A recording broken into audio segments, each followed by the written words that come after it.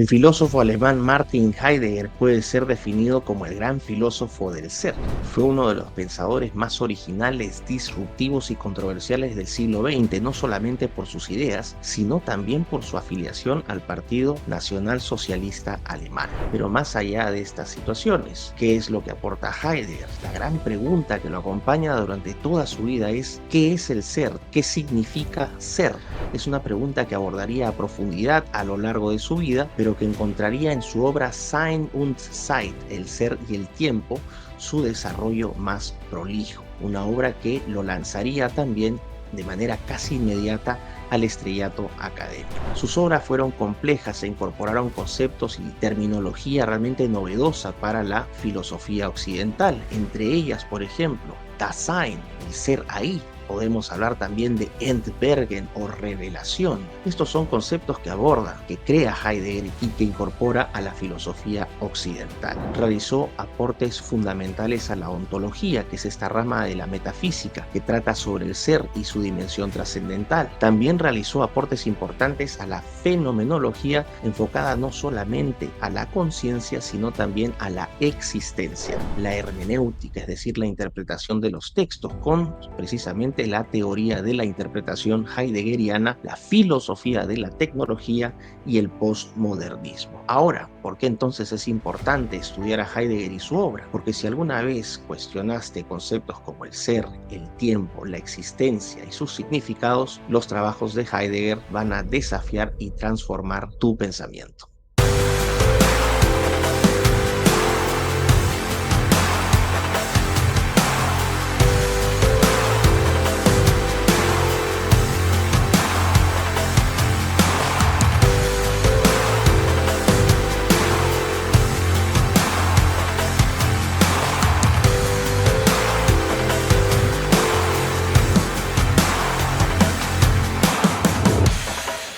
Queridos amigos, ¿cómo están? Soy Miklos Lucas y quiero darles la bienvenida al 11º programa de la tercera temporada de Ecos del Saber, dedicada a 12 grandes pensadores de la filosofía occidental. Y en este caso, en esta ocasión, vamos a abordar la vida y obra del gran filósofo alemán Martin Heidegger.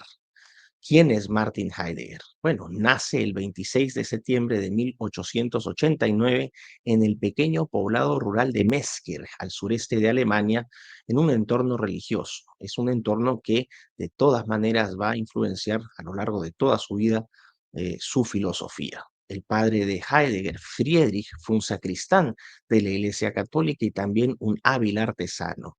Y junto con su madre, Johanna, le enseñaron a Heidegger, ¿no?, las vicisitudes, la cotidianeidad de la vida rural. De origen humilde, inició sus estudios primarios y continuó sus estudios secundarios en la ciudad de Constanz gracias a una beca. En 1903, Heidegger, producto de este entorno familiar, va a iniciar su preparación o su camino para ordenarse como sacerdote. E incluso se incorpora más adelante a un seminario jesuita. En 1909 va a ingresar a la Universidad de Freiburg, para estudiar teología católica, pero en este paso por la universidad se va a ir gradualmente alejando de la vida religiosa y va a tomar más interés en las ciencias naturales y en la matemática.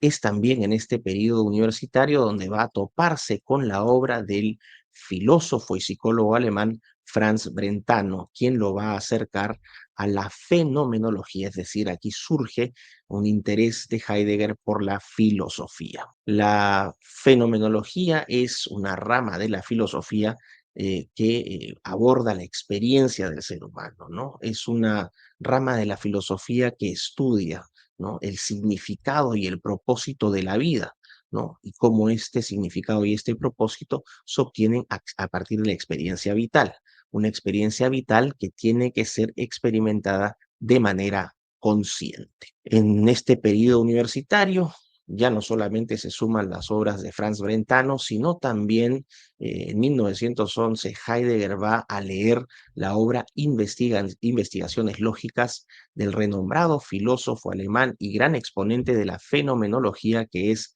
Edmund Husserl.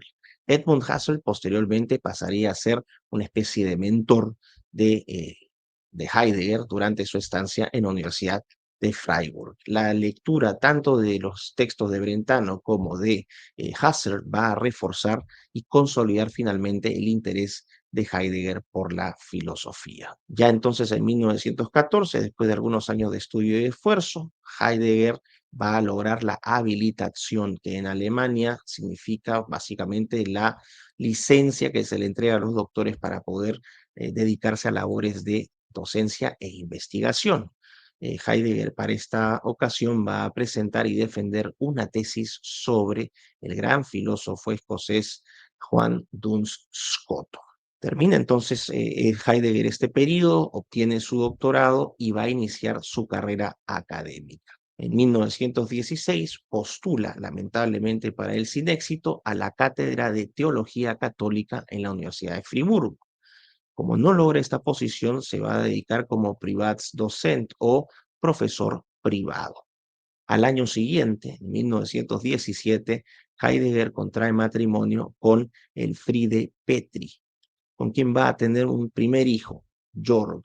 Este niño lamentablemente va a morir en 1919. Sin embargo, poco tiempo después, Elfriede Petri va a quedar embarazada y va a tener un segundo hijo, que se va a llamar Hermann. Pero lo curioso aquí es que el padre no es Martin Heidegger, sino el médico de la familia. A pesar de esta situación, Heidegger va a criar a Hermann, a su hijo adoptivo, lo va a criar, y es tan buena la relación que finalmente Hermann, quien va a conocer la realidad cuando tenía 14 años, es quien ejecuta el testamento de Martin Heidegger al momento de su muerte. Esto de alguna manera también puede expresar, ¿no? Una dimensión positiva, un lado bueno de Martin Heidegger, sobre todo cuando ha sido fuertemente satanizado por su afiliación al nazismo. Aquí hay otro punto importante. Ese mismo año, en 1917, Heidegger va a iniciar correspondencia con una amiga judía, Elizabeth Blochmann, con quien va a tener incluso un encuentro amoroso en el verano de 1926. Esta situación también va a poner en duda, ¿no?, estas acusaciones de antisemitismo que va a recibir Heidegger, especialmente después de la Segunda Guerra Mundial, como vamos a ver más adelante. Esta es una situación, bueno, esta afiliación, como les decía, el Partido Nacional Socialista va a marcar no solamente la vida, sino también de alguna manera van a tratar de manchar el legado de Heidegger, pero no se sabe realmente a ciencia cierta cuál fue este grado de afiliación, cuál fue el grado de antisemitismo. Creo que hay mucho de propaganda por dañar la obra de Heidegger y finalmente su pensamiento supera largamente, ¿no?, estas situaciones que vivió en la vida. Si recordamos entre 1914 y 1918, es decir, en los años en los que Heidegger se había casado, tuvo ¿no?, su primer hijo, empieza a criar al segundo, estábamos en la Primera Guerra Mundial. Y en 1918, casi al término de la Primera Guerra Mundial, Heidegger va a ser reclutado por el ejército alemán. Pero debido a condiciones deficientes de salud, tenía problemas cardíacos, lo van a enviar a la unidad de meteorología del ejército alemán. Una vez que acaba la guerra, Heidegger retorna a la vida académica.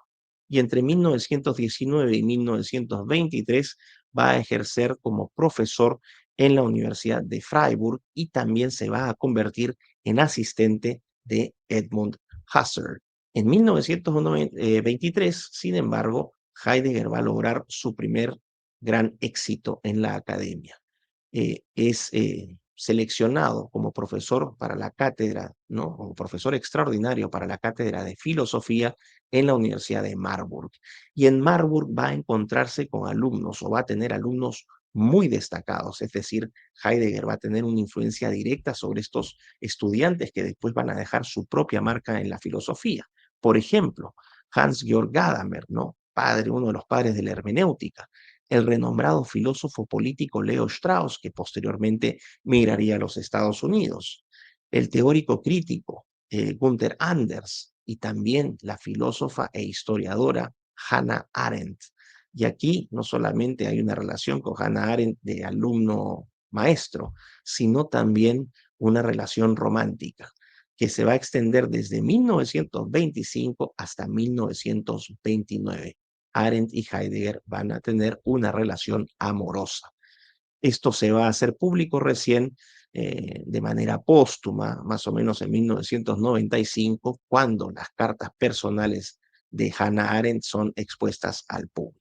Más allá de la vida privada de Heidegger y de este inicio, ¿no? Eh, prometedor en la academia, en 1927 finalmente consolida ese talento. ¿Por qué? Porque es el año de la publicación de Sein und Zeit, El ser y el tiempo. Es una obra fundacional, es la obra principal de Martin Heidegger, que como les decía, no solamente lo lanza al estrellato académico, sino que también lo considera inmediatamente como uno de los principales filósofos del siglo XX. Lo curioso es que Sein und Zeit, o El ser y el tiempo, es una obra inconclusa. Heidegger solamente va a publicar una tercera parte del libro que originalmente tenía concebido en su mente. Y en este libro Heidegger va a abordar la pregunta fundamental: ¿qué es el ser? ¿Qué significa el ser? Es la gran pregunta que lo va a acompañar durante toda su vida y que va a abordar de diferentes maneras. Heidegger lo que va a hacer es criticar la tradición metafísica de Occidente, ¿no? De más de 2300 años, por haber ignorado esta pregunta. Heidegger dice, ¿cómo una pregunta tan importante, no solamente qué es el ser, sino qué significa el ser? ¿Cómo la metafísica ha ignorado esta pregunta esencial? Pero el ataque de Heidegger no solamente va a ser a la metafísica en general, sino particularmente a la filosofía de la Ilustración. Y aquí vamos a hacer una explicación. En la filosofía de la Ilustración hay una separación entre el ser, es decir, el sujeto, y el mundo que lo rodea, el objeto, es decir, el ser, ¿no? Separado del mundo en el cual habita, en el cual existe. Esta distinción sujeto-objeto se fundamenta sobre esta idea del dualismo cartesiano. Les recomiendo ver el capítulo de René Descartes para entender a profundidad lo que aquí voy a explicar. Para René Descartes, ¿no? En este dualismo cartesiano, la mente y el cuerpo son dos unidades separables y distinguibles. No hay una totalidad, sino que para Descartes solamente la mente nos basta para lograr el conocimiento certero. Es decir, aquí se resume todo en esta frase tan conocida de cogito ergo sum. Pienso, luego existo. Pero Heidegger rechaza esta afirmación. Heidegger sostiene que para pensar primero debemos ser.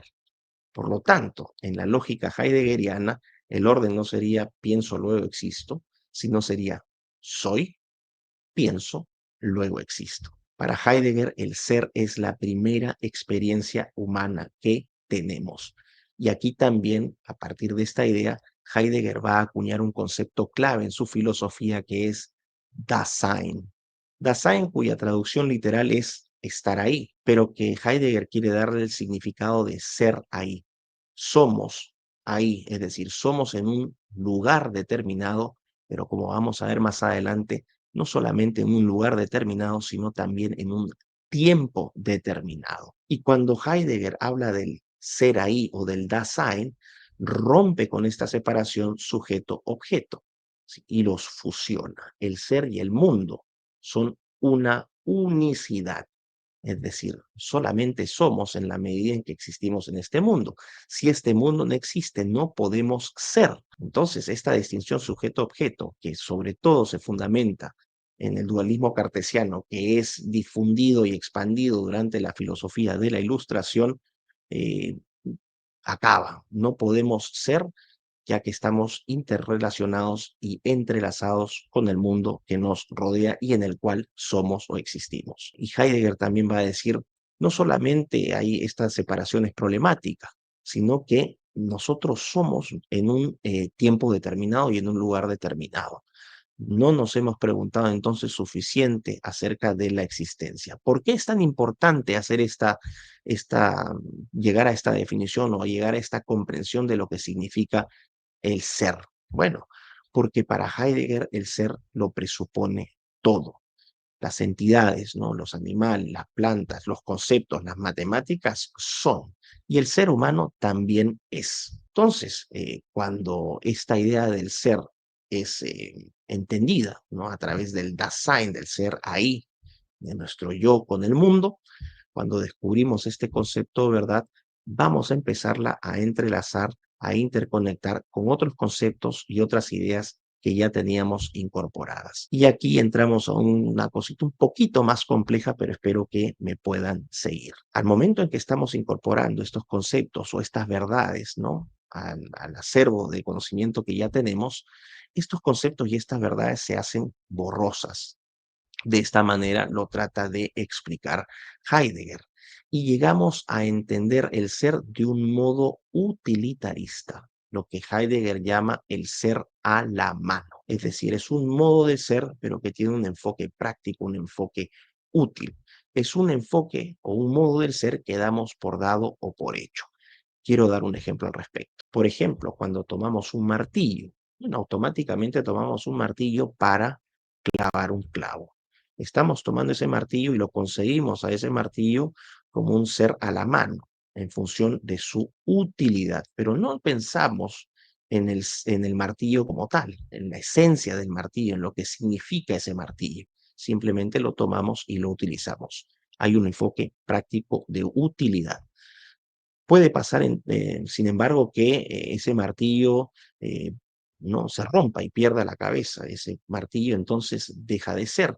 Es en ese momento donde somos conscientes de que el martillo es, pero no solamente por su utilidad, sino porque lo podemos ver. En este caso, lo vemos roto.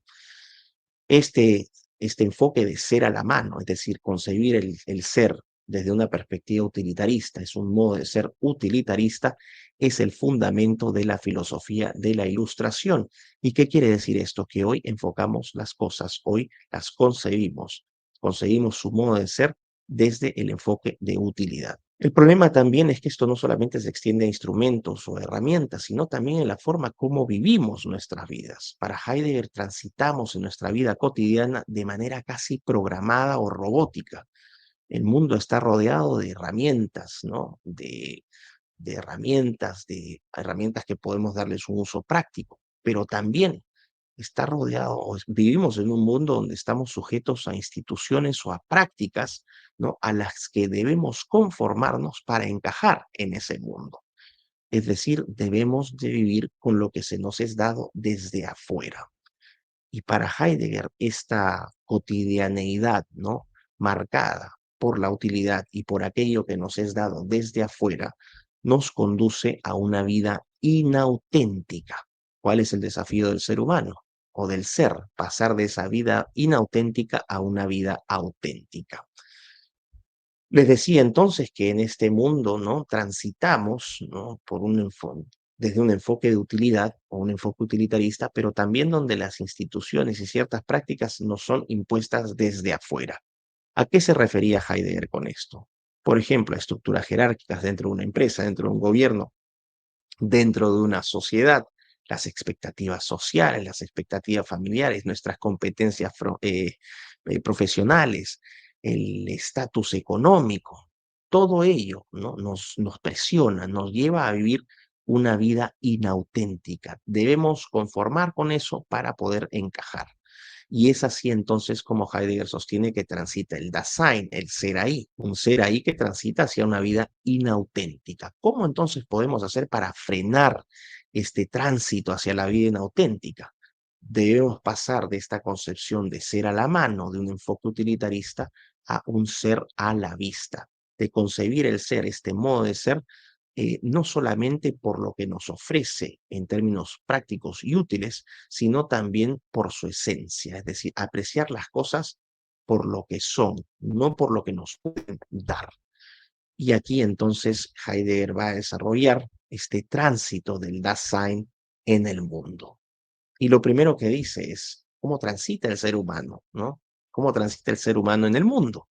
Lo primero que va a ocurrir es el Geworfenheit. Geworfenheit, que significa el arrojamiento. Cuando nacemos, somos. el ser humano es arrojado al mundo de manera muy violenta. Y en ese momento, al momento de ser arrojados al mundo, de nacer, somos. ¿Ok? Sucede que con el paso del tiempo, es decir, hay una dimensión temporal de ese ser no solamente está ubicado en un lugar específico, sino que también en un tiempo determinado, es decir, el tránsito determina temporalidad, nos vamos exponiendo a este mundo ¿no? utilitarista, a este mundo de convenciones y prácticas establecidas desde afuera. Aquí el gran desafío, entonces, Heidegger sostiene, es encontrarnos a nosotros mismos, conocernos a nosotros mismos, lo que él denomina Befindlichkeit, encontrarse. Entonces, somos arrojados al mundo y en ese tránsito vivimos vidas inauténticas, pero la clave es encontrarnos a nosotros mismos, conocernos. Y así entonces, al momento de conocernos, vamos a lograr una comprensión, Verstehen, una comprensión no solamente de lo que somos, sino qué lugar ocupamos en el mundo y comprender ese mundo en el cual habitamos, es decir, lograr el Dasein, esta unicidad armoniosa entre el ser y el mundo, no la separación sujeto-objeto, que es el enfoque utilitarista de la filosofía de la Ilustración, cuya base es el dualismo cartesiano. No, aquí lo que tenemos que hacer es, a través del conocimiento de nosotros mismos, llegar a la comprensión y pasar de este modo del ser a la mano a un modo del ser a la vista. Así también transitamos de una vida inauténtica a una vida auténtica. Ese es el verdadero tránsito y el desafío del ser, pasar de esta vida inauténtica a una vida auténtica. Finalmente, ¿cuál va a ser el desenlace? Bueno, nuestro encuentro con la nada. ¿A través de qué? La muerte. La nada que Heidegger define como das Nichts, la nada. La nada es el fin del viaje. Pero como les planteaba al inicio, Heidegger entiende que el ser no solamente habita un espacio en particular, sino en un tiempo particular. Hay una dimensión de temporalidad. Por lo tanto, para comprender lo que somos, no solamente debemos comprender qué somos, el significado de lo que somos, el lugar que ocupamos un parámetro, una dimensión espacial, sino también el tiempo determinado en el cual somos o existimos. Es decir, para Heidegger, el Dasein es el ser ahí y el ser ahora, el ser hoy. El tiempo entonces va a darle forma a la vida humana desde esta perspectiva heideggeriana y Heidegger no va a hacer distinciones entre el pasado, el presente y el futuro, no los compartimentaliza. Para Heidegger estos tres espacios temporales están entrelazados.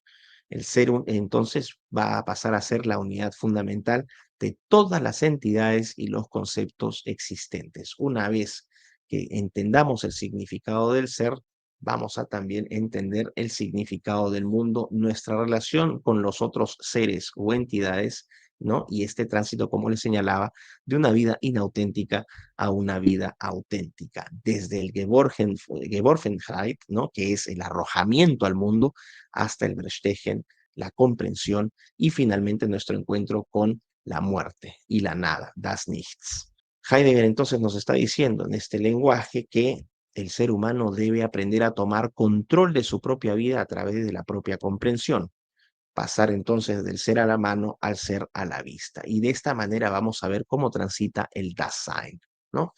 Una vida auténtica entonces finalmente es un Dasein en el cual el ser y el mundo se encuentran en armoniosa unicidad. Bueno, espero que hayan entendido, no es tan fácil explicar estos conceptos, pero por lo menos una noción van a poder tener.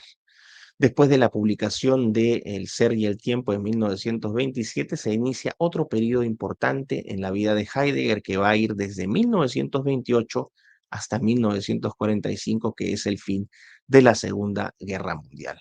En 1928 termina la estancia de Heidegger en Marburg y regresa a la Universidad de Freiburg, donde va a permanecer por el resto de su vida.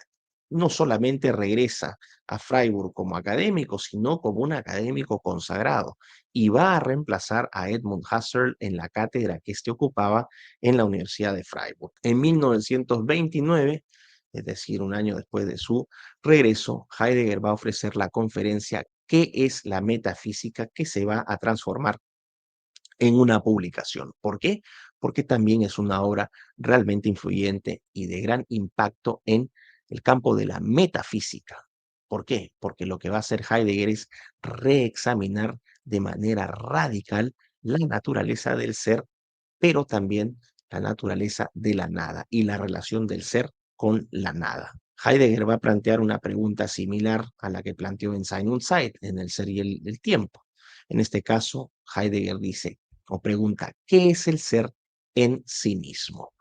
eh, Critica nuevamente a la metafísica tradicional, a la metafísica occidental, diciendo que se ha enfocado al ser, ¿no? Se ha enfocado en el ser como un sujeto, como una entidad, ¿no? Pero no ha estudiado, no ha reflexionado sobre lo que significa ser.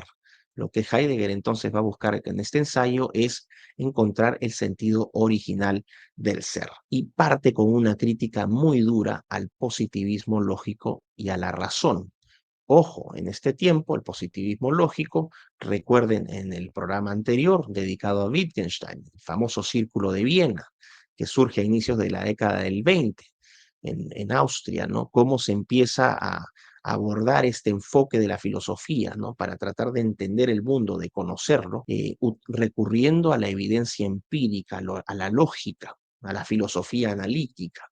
Heidegger dice, no, este enfoque está equivocado. Es decir, eh, tanto la lógica como la razón no es que solamente sean instrumentos insuficientes, sino que son instrumentos inapropiados para estudiar el ser y su dimensión trascendental. No se puede estudiar al ser y a la nada apelando a la lógica y a la razón. Y aquí entonces es donde Heidegger en esta obra, ¿no? En que es la metafísica, desarrolla el concepto de das Nichts o la nada. Heidegger sostiene que la nada es la negación del ser. Aquí incorpora también Heidegger otro concepto muy importante, el de Angst, que había sido introducido ya por el filósofo danés Soren Kierkegaard, pero en este caso Heidegger va a recuperar este concepto, el concepto de ansiedad o Angst, y va a decir que es un estado de ánimo, pero no un estado de ánimo común, sino que es un estado de ánimo peculiar, es un estado de ánimo que revela la nada, que le revela al ser humano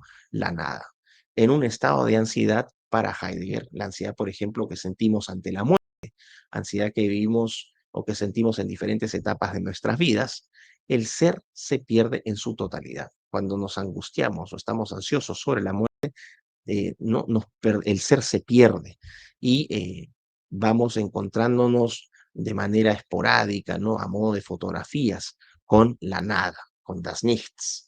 Aquí también Heidegger va a enfatizar la naturaleza contextual de la existencia humana. Ahora, como les había señalado, que es la metafísica, desafía, ¿no? La utilidad, por ejemplo, del positivismo lógico, ¿no? El rol de la razón en el estudio del ser, y es una obra que va a realizar aportes fundamentales al existencialismo, particularmente el existencialismo de Jean-Paul Sartre, que es un gran filósofo francés, que en lo particular no me gusta, pero es un filósofo importante en la tradición filosófica de Occidente, sobre todo en el siglo XX.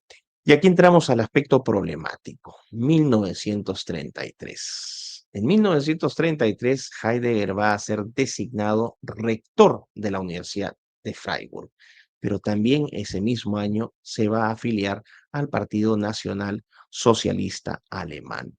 Al momento de asumir el rectorado o la rectoría, Heidegger va a dar un discurso muy conocido que se llama La autoafirmación de la Universidad Alemana, o simplemente también conocido este discurso como el discurso rectoral. En el rectorado de Freiburg, Heidegger se va a mantener solamente 10 meses, va a renunciar en 1934, pero va a mantener su afiliación al Partido Nacional Socialista hasta la caída del Tercer Reich en 1945. En esta década del 30 hasta 1945, Heidegger se va a dedicar a la enseñanza y a la investigación en la Universidad de Freiburg. Llega 1945, se acaba la Segunda Guerra Mundial y entramos en un periodo muy, muy complicado para Heidegger en su vida personal y también en el legado de su obra.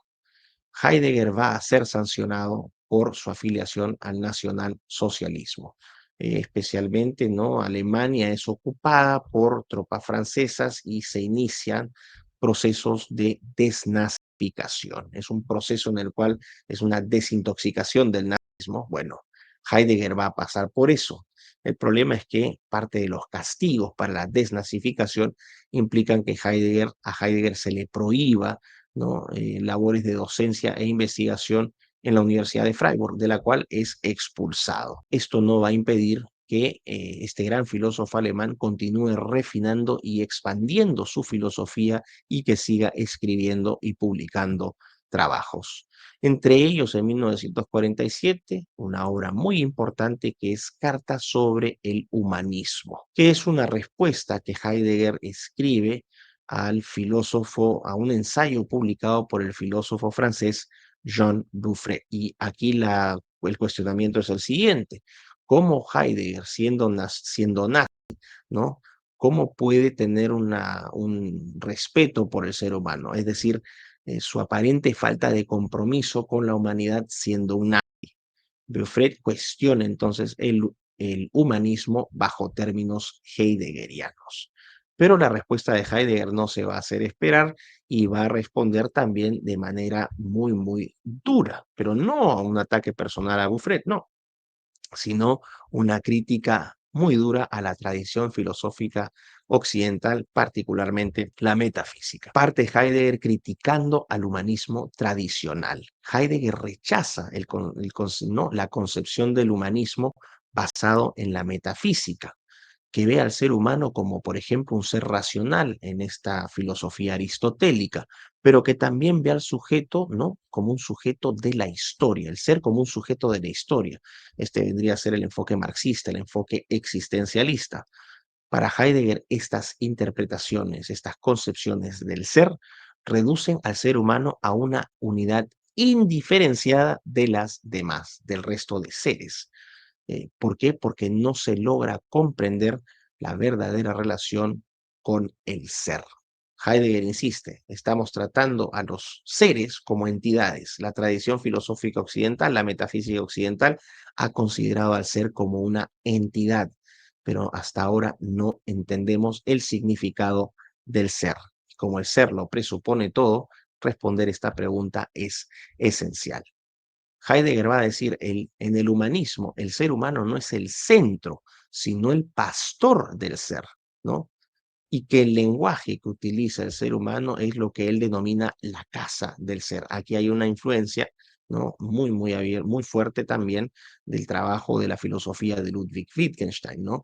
Cuando abre Ludwig Wittgenstein el campo para el desarrollo de la filosofía del lenguaje. Entonces, lo que está diciendo Heidegger es que el lenguaje está al servicio de una tarea muy importante para el ser humano, que es la apertura al ser. Heidegger va a decir que el pensamiento y el lenguaje están íntimamente ligados y que son indispensables para lograr la apertura al ser. Ya voy a detallar un poquito más qué significa esto. Heidegger también va a aprovechar este trabajo para desmarcarse de la etiqueta existencialista. A Heidegger no le gustaba que lo calificaran o que lo catalogaran como existencialista, pero va a establecer una diferencia también, o se va a separar del existencialismo de Jean-Paul Sartre. ¿Por qué? Porque sostiene Heidegger que el utilitarismo, ¿no? Que este enfoque subjetivo del existencialismo de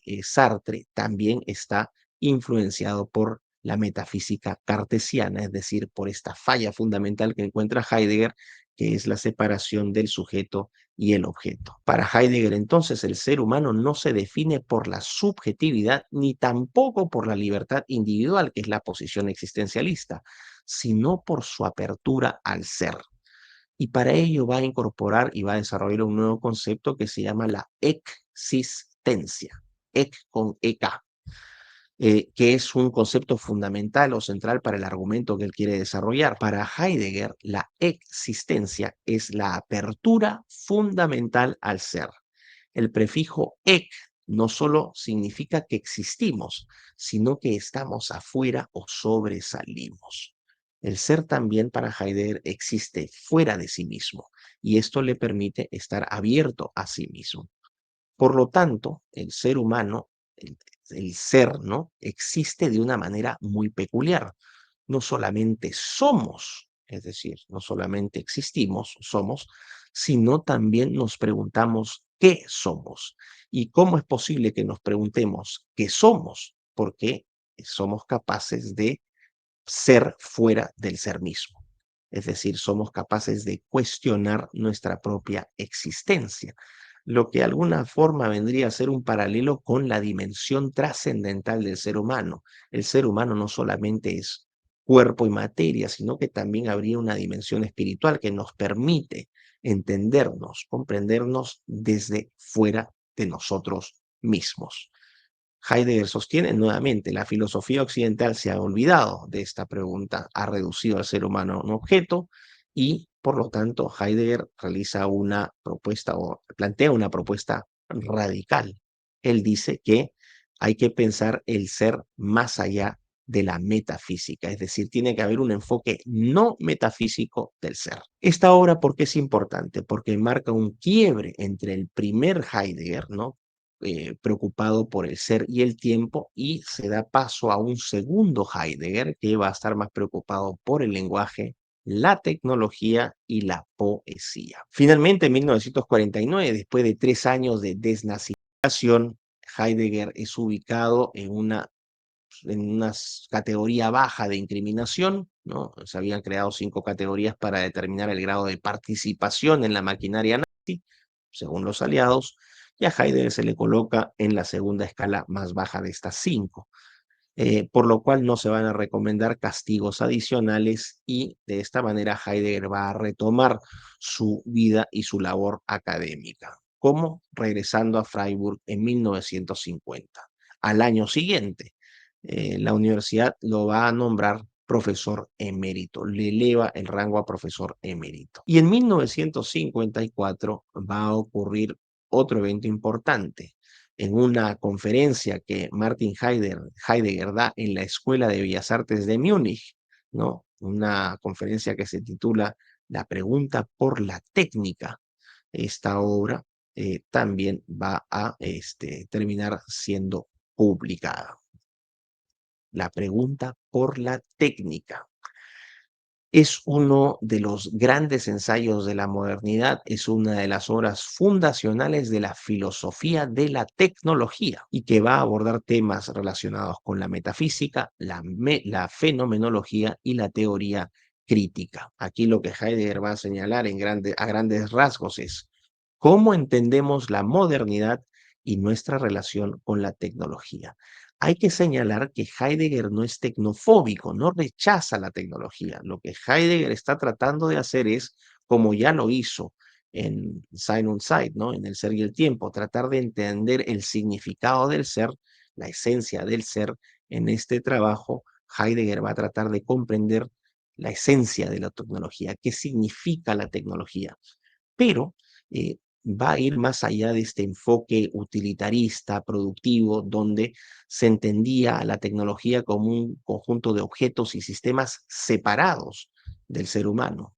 Heidegger va a aplicar una misma, una aplicación similar al concepto de Dasein. No hay separación entre objeto, en este caso la tecnología, y el sujeto que es el ser humano, sino que el ser humano y el objeto, no, el ser humano y la tecnología están incorporados, están entrelazados fuertemente. Es decir, trasciende esta dimensión utilitarista. Heidegger entonces señala que la tecnología, el objeto, no está separada del ser o el sujeto. Y es precisamente por esta no separación que Heidegger advierte sobre los peligros existenciales que la tecnología nos plantea. Pero vamos a ir a la pregunta, ¿qué es la tecnología? ¿Qué significa la tecnología? Heidegger va a decir que para comprender ¿no? a la tecnología debemos conocer su esencia. No dice que las preguntas sobre su utilidad, sobre su función, sobre la productividad no sean útiles. No, él simplemente quiere decir, no nos olvidemos que hay una dimensión tecnológica que trasciende la dimensión física o tangible, que es también cómo la tecnología en su totalidad, ¿no? Afecta nuestro modo de ser. Y nuevamente Heidegger también concluye de manera rápida que la tecnología también tiene un modo de ser utilitarista, ¿no? Un ser a la mano, es decir, la tecnología vista como un instrumento o como un conjunto de instrumentos que nos permiten lograr utilidad. Hay otro elemento que va a señalar Heidegger. Heidegger dice, un momentito, la tecnología no es neutral, está cargada de valores que cambian a las sociedades. Por lo tanto, es indispensable explorar la dimensión metafísica de la tecnología, para lo cual Heidegger va a plantear tres reflexiones importantes. La primera, que la tecnología no solamente es un instrumento, sino, más importante aún, la tecnología es un modo de comprensión del mundo. El segundo punto que desarrolla Heidegger es que la tecnología no solamente es un instrumento para llevar a cabo actividades humanas, no. En muchos casos la tecnología se va a desarrollar más allá de nuestra comprensión y control.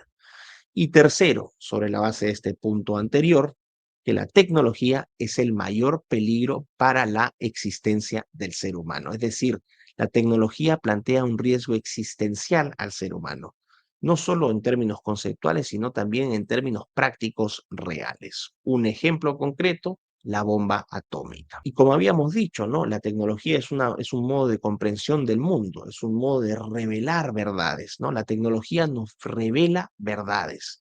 Y quiero dar ejemplos para que esta idea se entienda. Cuando vemos un anillo fabricado por un hábil joyero, lo que la tecnología nos revela no es el procedimiento para haber desarrollado este anillo, sino la belleza del anillo que estamos observando, ¿no? Las simetrías, el diseño, el brillo del metal, todo lo que resulta en esa obra de arte, para lo cual la tecnología fue necesaria.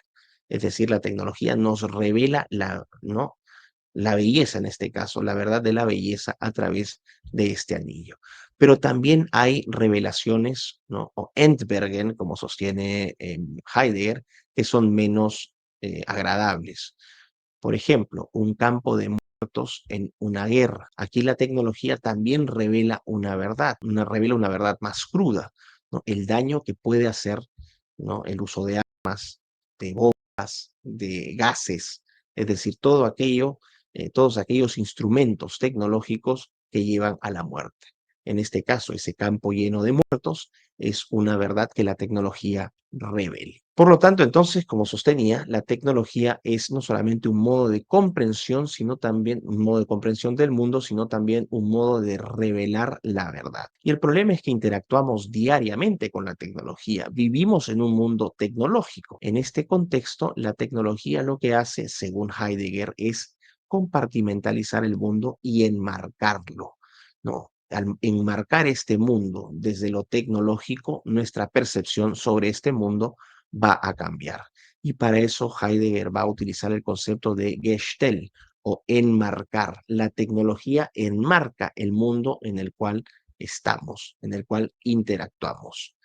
Y como sostenía también, esta tecnología va compartimentalizando el mundo y lo va enmarcando en su totalidad. El punto es cómo la tecnología enmarca el mundo. Lo enmarca de tal manera que el mundo va a ser considerado un Bestand. Lo que Heidegger quiere decir es que la tecnología enmarca el mundo como una gran reserva, Bestand. ¿Qué significa el mundo como una gran reserva? La totalidad del mundo, todo lo que el mundo contiene, está listo para ser explotado y procesado. Cae nuevamente esta dimensión utilitarista. La tecnología enmarca el mundo, el Gestell, enmarca el mundo como una gran reserva. Es decir, el modo de ser utilitarista, el ser a la mano. Si hablábamos de que el Dasein era el ser ahí, es decir, la armonía entre el ser y el mundo que habita en un tiempo determinado, con la tecnología esta relación se va a ver seriamente afectada. ¿Por qué? porque con la tecnología y este enfoque utilitarista se corre el riesgo de disolver el Dasein, es decir, de disolver esta unicidad entre el ser y el mundo. ¿Por qué? Porque la tecnología nos va a ir gradualmente separando de la naturaleza y va a hacer que empecemos a concebir a este mundo solamente desde un enfoque utilitarista. Por ejemplo, en la época premoderna, antes de la revolución científica, antes de la revolución industrial, cuando alguien estaba en un bosque, ¿no? Las personas estaban en los bosques, veían a ese bosque como su hogar. Actualmente, cuando se ven los bosques, se ven como una gran reserva de qué? De madera, de celulosa, de recursos listos para ser explotados y procesados. ¿Ok? Entonces, aquí, con la tecnología, se corre el riesgo de romper esta relación armoniosa entre el ser y el mundo, de disolver el Dasein. Es decir, con este enmarcamiento del mundo como una gran reserva, se corre también el peligro de que el ser humano pase a ser un recurso más. Es decir, ni nosotros nos salvamos de ser un recurso más. Ejemplo concreto, vayan a las empresas y vean cómo proliferan las oficinas de recursos humanos. Es decir, el ser humano, bajo este enfoque tecnológico, pasa a ser otro recurso más. Es un ser indiferenciado. Es otro activo listo para ser explotado. En este caso, el ser humano es visto por otro ser humano como un ser a la mano, como un enfoque utilitarista. Pero no solamente va a ser el ser humano en sí, sino el ser humano y sus relaciones. Heidegger dice, bueno, las relaciones humanas, ¿no? Las reuniones con amigos, hasta eso también corre el riesgo de ser instrumentalizado con un enfoque utilitarista. Por ejemplo, las reuniones de networking profesional, de redes para hacer contactos. No buscamos desarrollarnos con otras personas para conocerlas realmente, es decir, este proceso famoso del Befindlichkeit, de conocernos a nosotros mismos, de conocer a otros, de conocer el mundo en el cual habitamos. No, es un enfoque utilitarista. Contactos para ver qué beneficios obtenemos. En estos casos, las relaciones personales también son reducidas a un medio de utilidad. Y esto refuerza entonces la idea de que la tecnología no solamente es una forma de revelación, Bergen, ¿no? De revelación de los, vamos a decir, de las verdades o conceptos que logran ser revelados por la tecnología, sino que también las interacciones humanas son reducidas a lo utilitarista. Hasta esto es considerado como parte de esta gran reserva. ¿Y qué significa esto? Finalmente, si todo lo reducimos a lo utilitarista, a lo útil, bajo este enmarcamiento, este gestel de la tecnología, lo que corremos es el riesgo de convertirnos en no seres. La tecnología, finalmente, lo que está diciendo Heidegger es que la tecnología corre el riesgo de o nos plantea el riesgo de deshumanizarnos, de desconectarnos con la naturaleza, de pasar a ser un recurso más. ¿Por qué? Porque perdemos esta interacción entre el ser y el mundo y así de esta manera se diluye el Dasein. ¿Cuál entonces sería el propósito final, no? No solamente nos vamos a separar de la naturaleza, sino que gradualmente vamos a terminar confrontando la naturaleza. El último propósito sería dominarla y controlarla. Por lo tanto, en la premodernidad, si el enfoque era trabajar con la naturaleza, en la época moderna el enfoque va a ser trabajar contra la naturaleza. Y aquí entonces hay formas de revelación. Si decíamos que la tecnología era un modo de comprensión del mundo, pero también un modo de revelación de verdades, a esto Heidegger le va a incorporar el concepto de poiesis, es decir, el concepto de hacer surgir, cómo se revelan las verdades mediante la tecnología. Y él plantea una distinción entre la poiesis, ¿no? Es decir, el hacer surgir o el revelar en las épocas premodernas y las épocas modernas. Por ejemplo, en las poiesis del pasado, cómo se revelaba, ¿no? Cómo se revelaban los modos de ser. Por ejemplo, una cascada en la selva. Podríamos hablar de una flor que florece, el canto de un gorrión o de un pajarito. Bueno, esta era una poiesis relacionada con lo creativo y lo poético. Eso es lo que resalta Heidegger. Había una conexión con la naturaleza que era creativa y poética. Se enfatizaban las relaciones del ser con el mundo que lo rodea. ¿no? Esta idea de llegar al Dasein. Pero en la poiesis de la modernidad, es decir, en cómo se revelan estos conceptos, estas verdades en la modernidad, ya no estamos hablando de cascadas, de una naturaleza prístina, de una naturaleza limpia, estamos hablando, por ejemplo, de un reservorio de agua con estas estructuras enormes de concreto, un campo deforestado, el sonido de la alarma de nuestros relojes cuando nos estamos levantando en la mañana, ¿no? Y se relacionan con qué? Con criterios de eficiencia, de productividad, de utilidad. Hay un énfasis no en las relaciones, sino en la productividad. Y así entonces Heidegger dice, vamos perdiendo relación con la naturaleza. Por lo tanto, vuelvo a reiterar, la tecnología es un modo de revelación, pero también de comprensión del mundo, que afecta nuestro estado mental. Y al afectar nuestro estado mental, amenaza también la posibilidad de vivir una vida auténtica. La mentalidad en este modo de ser tecnológico amenaza con arruinar nuestra naturaleza y amenaza con arruinar esta relación armoniosa con el mundo. La tecnología en este enfoque utilitarista amenaza directamente al Dasein. ¿Qué es una pregunta por la técnica? Finalmente, es un ensayo que critica la modernidad y los valores preponderantes de la modernidad, pero también critica nuestra disposición hacia la tecnología, donde vamos a convertir a la tecnología en un modo de ser en sí mismo y también en una revelación.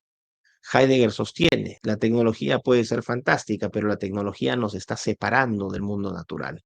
La tecnología tampoco va a resolver nuestros problemas, nuestras crisis y nuestros dilemas existenciales. Eso solamente lo vamos a lograr acercándonos a nosotros mismos. Volvemos entonces a ser y al ser y el tiempo, ¿no? El Befindlichkeit, empezar a conocernos a nosotros mismos para lograr esta comprensión, el Verstehen del mundo y a partir de esta comprensión, comprender cuál es nuestro lugar y nuestra relación con el mundo, es decir, el Dasein, el ser ahí. Esta obra también es muy importante, como la pregunta por la técnica es una obra fundacional de la filosofía de la tecnología, demuestra también la versatilidad de Heidegger como pensador. En 1958, finalmente Heidegger no, se jubila de la Universidad de Freiburg, pero va a ser invitado a dar clases ocasionales hasta 1967. En 1959, ya fuera de Freiburg, publica un libro que se llama De Camino al Habla, que muestra un interés mayor de Heidegger por la filosofía del lenguaje, ¿no? Que es la casa del ser y su relación con el ser. 3 años después va a ofrecer en 1962 la conferencia Tiempo y Ser, donde Heidegger va a continuar explorando la relación entre ambos conceptos. Y a partir de estas obras últimas, Heidegger también desarrolla el concepto de historia del ser, argumentando que el ser ha transitado por distintas etapas de la historia, culminando en la etapa tecnológica contemporánea, y que en estas distintas etapas de la historia la concepción del ser, el significado del ser han ido cambiando. En 1966, Heidegger va a ofrecer una entrevista al influyente semanario alemán Der Spiegel, donde va a hablar sobre su experiencia con el nacionalsocialismo, pero acuerda con la revista que esta entrevista no se publique sino hasta después de su muerte, la cual va a llegar en mayo de 1976 cuando Heidegger muere en Freiburg y sus restos van a ser trasladados a su pueblo de Meßkirch, el pueblo donde nació, donde se le va a dar una sepultura católica. Es decir, finalmente Heidegger, ¿no? Entabla amistad con un sacerdote católico en sus últimos años de vida y muere en comunión con Dios. Así que, ¿qué podemos decir de Heidegger? Bueno, que fue un gigante. Heidegger es de esos pensadores originales y disruptivos que escriben con mucha, no siendo fácil su escritura, ¿no? Que escriben con mucha potencia, establecen o no, definen conceptos nuevos y no solamente conceptos nuevos, sino que a partir de estos conceptos redefinen ramas de la filosofía. En este caso, Heidegger es fundamental para redefinir el concepto y el significado del ser. Producto de esta versatilidad, Heidegger transitó desde la ontología hasta la filosofía de la tecnología y desde el existencialismo hasta la hermenéutica. En todos estos campos va a aportar conceptos e ideas que replantearon áreas de la filosofía como la metafísica, el existencialismo y la misma historia de la filosofía. ¿Por qué su filosofía es importante? Porque cambia nuestra manera de pensar sobre el ser, sobre el tiempo, sobre sus significados y también a partir de estos conceptos y sus significados comprender cuál es nuestra relación con el mundo y nuestro lugar en ese mundo. Y quiero cerrar esta presentación con una frase que también se aplica perfectamente a nuestros tiempos y que refleja de alguna manera la actitud de Heidegger hacia la filosofía. Lo más provocador en nuestro tiempo provocador es que aún no pensamos. Así que ya saben, a poner en funcionamiento ese cerebro y a ponernos a pensar para saber quiénes somos, cuál es nuestro lugar y cuál es nuestro propósito en este mundo. Muchísimas gracias.